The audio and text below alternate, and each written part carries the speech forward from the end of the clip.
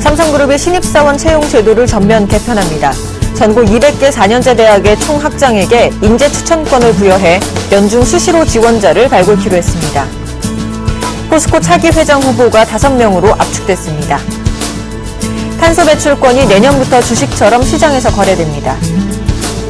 금융당국이 금융사의 고객정보 유출을 막기 위해 처벌 규정을 대폭 강화합니다. 네, 시청자 여러분 안녕하십니까. 센 경제 현장의 김동현입니다. 코스피 지수가 개인의 매수에 소폭 상승하며 거래를 마쳤습니다. 오늘 장 마감 소식 증권부의 고병기 기자 연결해서 자세히 알아보겠습니다. 안녕하십니까? 네, 안녕하세요. 네, 오늘 장 마감 상황 전해주시죠. 네, 15일 코스피 지수는 전 거래일보다 0.37% 오른 1953.28포인트에 마감했습니다. 전날 미국 증시가 경제지표 호조와 최근 급락에 따른 저가 매수 유입으로 상승 마감한 가운데 국내 증시도 개인의 매수세가 들어오며 상승한 채 출발했습니다. 하지만 외국인과 기관의 동반 매도에 큰 폭의 반등을 보이지는 못했습니다. 이날 개인이 503억 원어치를 사들이며 지수 상승을 이끌었습니다. 반면 외국인은 380억 원어치를 내다 팔았고 기관도 256억 원어치를 순매도했습니다. 기관 가운데 투시는 이날도 281억 원어치를 사들이며 5거래일째 순매수를 이어갔습니다. 업종별로 보면 은행과 운수창고, 서비스업, 기계가 올랐고 전기전자와 전기가스업은 내렸습니다. 시가총액 상위 종목 중에서는 네이버와 KB금융, 현대중공업, 삼성생명 등이 상승했습니다. SK하이닉스는 디램 고정 거래가가 하락할 수도 있다는 전망에 4.56%나 하락했고 삼성전자와 기아차, 한국전력 등도 약세를 보였습니다. 이날 현대글로비스가 현대차그룹의 지배구조 개편에 따른 수혜가 예상된다는 전망에 4.1%나 올랐고 CJ대한통운도 택배사업 부문 수익이 개선될 수 있다는 평가에 4.85% 상승했습니다. 코스닥 지수는 전 거래일보다 0.72% 오른 515.97의 거래를 마쳤습니다. 원달러 환율은 서울 외환시장에서 전 거래일보다 3.6원 오른 1062.7원에 마감했습니다. 자, 연초 이후 국내 경기 민감주들의 부진 속에 경기 회복 및 실적 개선 기대감을 등에 업은 유통과 소비주들이 굉장히 부각되고 있는데요. 외국계 증권사인 크레딧 스위스는 한국 소비주가 10년 만에 투자 호기에 진입했다며 호평하기도 했죠. 올해 소비주에 대한 투자 전망은 어떻습니까? 네, 15일 한국거래소에 따르면 KRX 필수 소비재 지수는 전날보다 12.42% 오른 1349.25로 마감했습니다. KRX 소비자 유통지수도 2.75포인트 올랐습니다. 최근 주요 소비주는 글로벌 경기 회복 및 정부의 내수 부양 정책에 따른 실적 개선 전망에 힘입어서 강세를 보이고 있습니다. 금융정보 제공업체인 FN가이드에 따르면 올해 유통업종의 영업이익은 지난해보다 21.63%나 늘어난 5조 9,700억 원을 기록할 것으로 전망됩니다. 소비 분야의 소비 섹터에 속하는 섬유의복과 음식료품 등도 20% 넘게 영업이익이 늘어나면서 전기전자와 운수장비, 기계, 철강금속 등 주요 경기 민감주보다 높은 증가율을 나타낼 것으로 예상됩니다. 증권사들은 올해가 소비주에 대한 비중을 확대해야 될 시기라고 강조하고 있습니다. 박근혜 정부 2년차를 맞아서 내수 부양 정책이 기대되는 데다가 원화 강세와 소비 경기 개선 사이클 등 전반적인 여건이 우호적이라는 평가입니다. 나은채 한국투자증권연구원은 최근 소비 심리가 개선되고 있는 데다 가계소득 증가에 따른 소비 경기 개선이 기대된다고 분석하며 전반적인 소비 환경 개선 속에 수요가 집중되는 기업이나 산업에 집중할 것을 조언했습니다. 실적 및 소비 경기에 대한 기대감은 이미 목표 주가에도 반영되고 있습니다. 연초 이후 이달 14일까지 이뤄진 목표 주가 상향 보고서 94건 중에서 35건이 호텔 신라와 현대 홈쇼핑, CJ 오쇼핑, 제스 홈쇼핑, 아모레 퍼시픽, 이마트 등 유통, 음식료, 의류 등 소비주에 집중되고 있습니다. 자, 지난해 4, 4분기에 어닝 쇼크 수준의 실적을 기록한 삼성전자의 주가가 당분간 박스권을 벗어나기 힘들 것이라는 전망이 나오고 있습니다. 삼성전자에 대한 투자 전략은 어떻게 가져가는 게 좋을까요?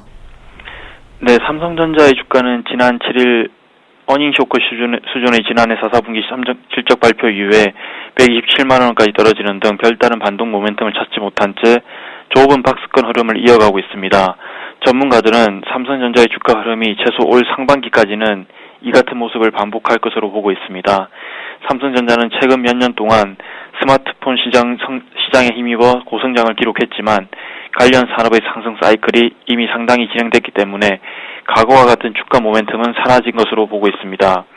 이남용 삼성증권연구원은 가장 걱정되는 부분은 아무래도 스마트폰 관련 영업이익률이 하락하고 있다는 점이라고 지적하면서 상반기까지는 이 같은 상황에 큰 변화가 없을 것으로 예상되기 때문에 주가도 120만 원에서 140만 원 사이의 답답한 행보를 이어갈 것으로 보인다고 말했습니다.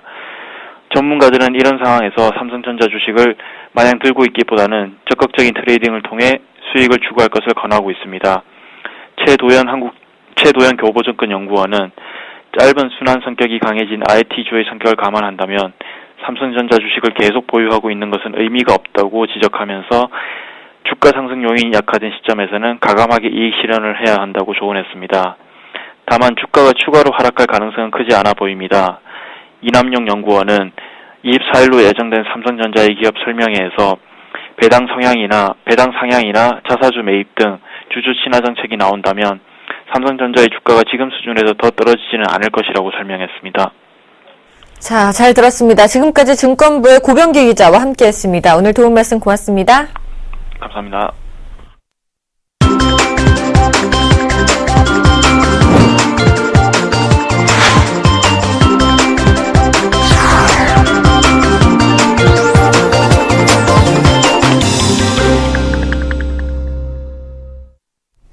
오늘의 주요 뉴스입니다. 삼성그룹이 신입사원 채용 제도를 전면 개편합니다. 전국 200개 4년제 대학의 총 학장에게 인재 추천권을 부여해 연중 수시로 지원자를 발굴키로 했습니다. 서류 전형이 20년 만에 부활되며 직무 관련 경험을 중점 평가할 방침입니다. 이인용 삼성그룹 미래전략실 사장은 브리핑에서 열린 채용과 기회 균등의 정신을 살리기 위해 제도를 개편했다고 밝혔습니다. 그는 이어 입사 사교육 시장이 형성되고 사회적 부담이 가중되는 것에 대한 고민에서 나온 개편안이라고 설명했습니다. 삼성은 이르면 이달 말부터 연중 수시로 채용 접수를 시작할 계획입니다. 포스코 차기 회장 후보가 5명으로 압축됐습니다. 내부 인사는 권오준 포스코 사장, 김진일 포스코 캠텍 사장, 박한용 포스코 교육재단 이사장, 정동화 포스코건설 부회장이며 외부 인사는 오영호 코트라 사장이 유일하게 포함됐습니다. 포스코는 오늘 임시 이사회를 열어 최고 경영자 후보군을 확정하고 사회이사들로 CEO 후보추천위원회를 구성했습니다. CEO 추천위는 조만간 단수 후보를 결정해 이사회에 추천할 계획입니다. 차기 회장은 이사회 의결을 거쳐 3월 14일 주주총회에서 선임됩니다. 포스코 관계자는 차기 후보군이 결정된 만큼 과열 경쟁을 막고 정기 주총에서 경영 계획과 비전을 제시할 수 있는 준비 기간을 주기 위해 조기에 단독 후보가 결정될 수 있다고 말했습니다. 탄소 배출권이 내년부터 주식처럼 시장에서 거래됩니다. 온실가스 배출권 거래기관으로 지정된 한국거래소는 오늘 탄소거래소 개설 및 활성화 방안을 공개했습니다. 이호철 거래소 파생상품 시장 본부장은 배출권 거래 단위는 편의상 이산화탄소 1톤으로 하고 주식시장과 같이 경쟁 매매 방식으로 거래되도록 하겠다고 말했습니다. 거래 시간은 매일 오전 10시에서 12시까지 2시간 동안으로 제한했습니다.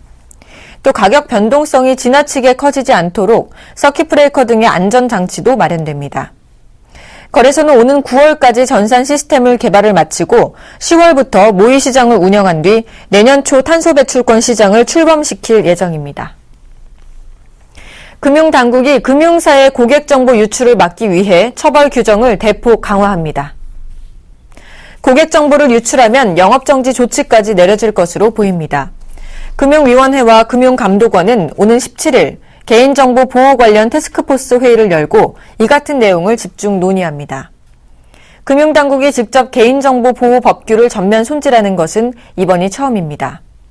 금융당국 관계자는 카드사의 개인정보 유출 사고를 계기로 관련법을 정비해야 한다는 지적이 많다며 금융사에 대해 제재 수위가 강화될 것이라고 말했습니다.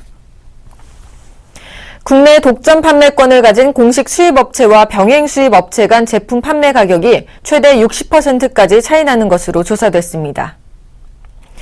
오는 3월 병행 수입 활성화를 위한 추가 대책이 발표될 것으로 알려지면서 벌써 유통업계가 들썩이고 있습니다. 업계에 따르면 고가 패딩 열풍을 불러온 캐나다 구스 익스페디션의 백화점 평균 판매가는 140만 원 선이지만 오픈마켓의 병행 수입 판매가는 이보다 35% 싼 90만 원대였습니다. 몽클레어 마야스타일은 온라인에서 백화점 판매 가격의 절반 수준인 80만 원대에 판매되고 있습니다. 이 밖에 핸드백과 유모차 등 다수의 고가 명품이 공식 판매가보다 최대 60% 저렴한 수준에 판매되고 있어 향후 가격 차이가 줄어들지 관심입니다. 지난해 12월에 정기상여금은 통상임금에 포함된다라는 대법원 전원 합의체 판결 이후 통상임금이라는 단어가 인터넷 포털사이트 검색어에 오를 정도로 인기였습니다. 자, 판결에 따르면 앞으로 많은 근로자들의 임금이 뛰어오르게 될 것이라고 하는데요. 정말 기분 좋은 소식이죠. 자세한 내용을 사회부의 서민준 기자 연결해서 들어보겠습니다. 안녕하십니까?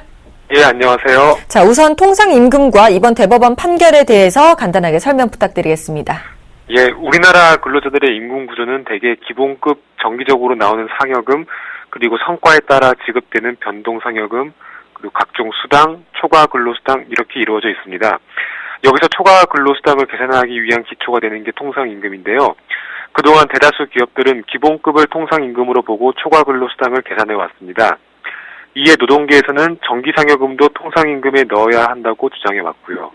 통상임금은 근로자가 일한 대가에 대해 고정적으로 정기적으로 주는 금액인데 그 정의에 비춰봐도 정기적으로 주는 상여금은 통상임금이라는 것이죠.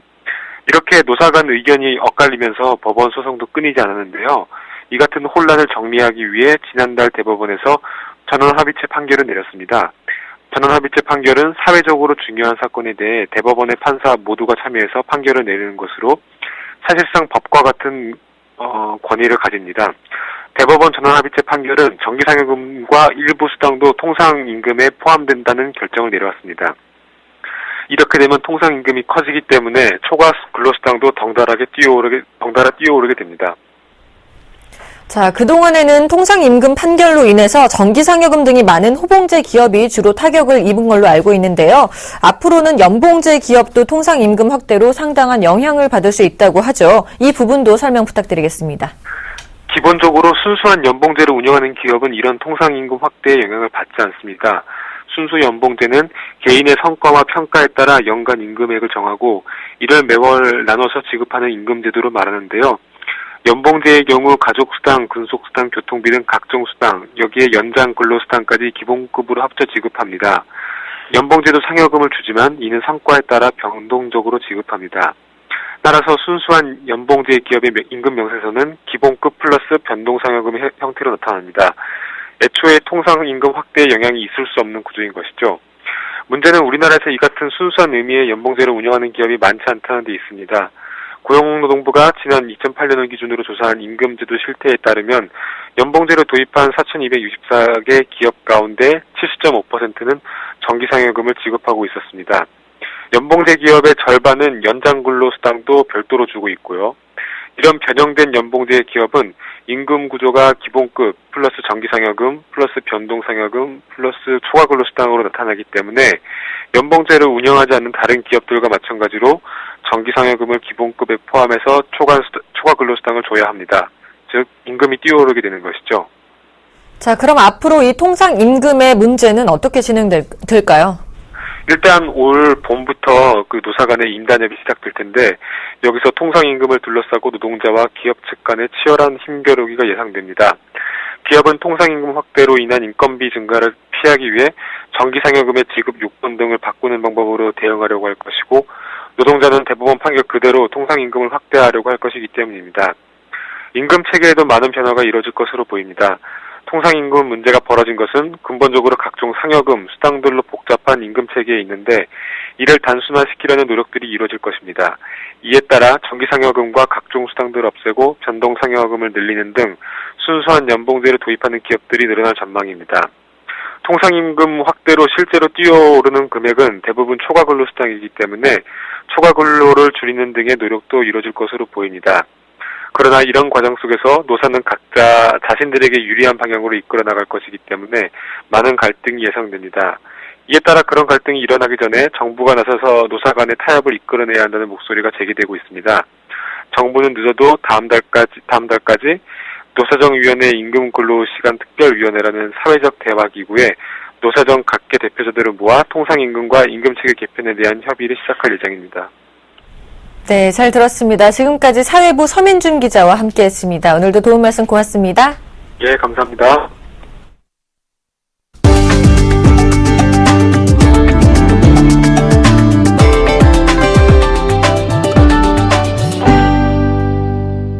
취업자 수의 증가폭이 2개월 연속 50만 명을 웃돌며 호조를 이어갔습니다.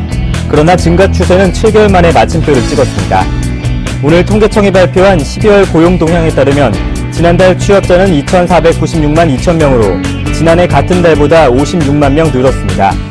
취업자 증가폭은 올해 2월 20만 1,000명을 저점으로 등락을 거듭하며 증가세를 이어왔습니다. 애플과 삼성전자에 이어 LG전자도 중화권 시장에 황금색 스마트폰을 내놓습니다. IT 전문 외신인 GSM 아레나에 따르면 LG전자는 대만 시장에 G2의 황금색 모델을 출시할 예정입니다. LG전자는 황금색 외에도 빨간색 모델도 선보일 예정으로 이들 모델들은 싱가포르와 터키, 러시아 등 아시아, 중앙아시아, 독립국가연합 시장에 차례로 출시됩니다. STX 중공업이 이라크에서 1억 달러 규모의 가스 처리 설비를 수주했습니다. 이라크 가라프 유전에서 생산되는 연료가스를 인근 발전소에 공급하는 설비입니다.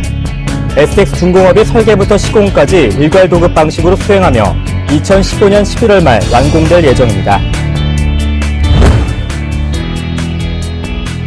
SK플래닛이 운영하는 오픈마켓 11번가가 해외 명품 사업을 대폭 강화합니다. 11번가는 명품 전문관 디럭셔리 11을 통한 명품 판매 사업을 강화한다고 밝혔습니다. 지난해 300여 개 품목이던 직접 매입 상품 수량은 2배 이상 늘렸고 상품 종류도 기존 가방, 지갑에 의류와 신발, 액세서리 등을 추가해 최대 55% 할인 판매합니다.